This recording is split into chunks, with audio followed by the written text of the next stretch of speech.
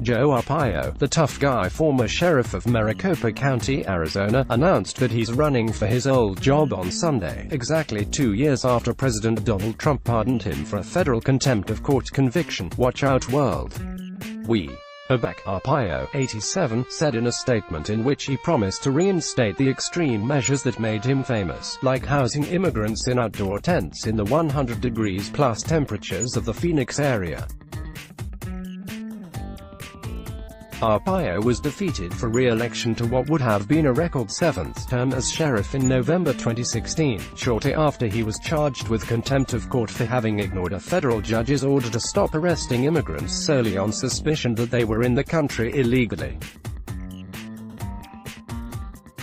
Arpaio, who was one of the first elected officials to endorse Trump's presidential campaign, was convicted in July 2017.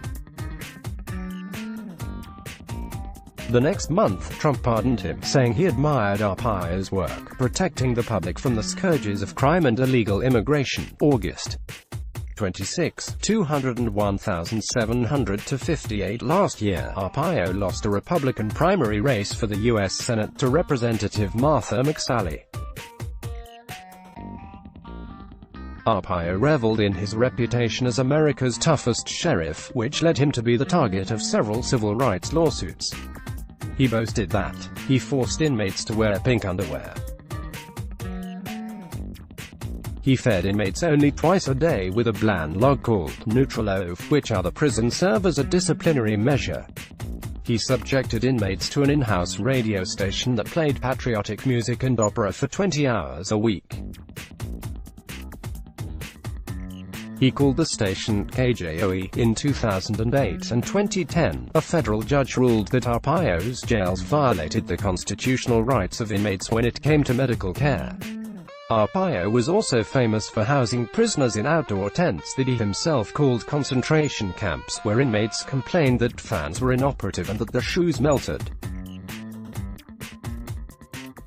He was reported to have responded to the complaints by saying, "It's 120 degrees in Iraq, and the soldiers are living in tents, and they didn't commit any crimes, so shut your mouths." Alessandra Sola, executive director of the American Civil Liberties Union of Arizona, on Sunday called Arpaio a racist who should never hold public office again. When Joe Arpaio talks about those who break the law, he should be referring to himself, Sola said, adding, President Trump might have pardoned him, but those who had families and communities destroyed by his unlawful tactics have not. In his announcement on Sunday, Arpaio lamented that the last 4 years have proven to be a time of lost opportunities to continue the kind of tough policing this county needs. Joe Arpaio announces 2020 bid for 7th term as sheriff.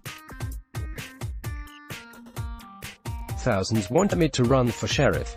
Today, August 25, announcing run for sheriff, important day for me.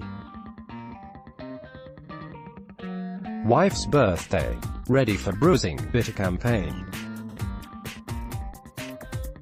Never back down. https://t.co/4dcovictcua. Sheriff Joe Arpaio, at Real Sheriffo, August 25, 2019, and he warned that his enemies would do their worst to make sure he isn't re-elected. During the past several years, his opponents, activists and political figures on the left, have utilized slanderous attacks on him through the fake and biased news media to try and keep him from being heard, but these efforts have failed, the statement said. However, he expects these attacks will continue in full force, even more so with today's announcement. Arpaio's opponents are likely to include Jerry Sheridan, who strongly supported Arpaio as his chief deputy for the last 6 years Arpaio was sheriff. Sheridan announced in February that he is also seeking the Republican nomination to challenge Sheriff Paul Penzone, who defeated Arpaio with 56% of the vote in 2016. He said Sunday that he would remain in the race. "My focus has always been on getting the bad guys, not headlines," Sheridan said in a statement, according to NBC affiliate KPNX of Phoenix.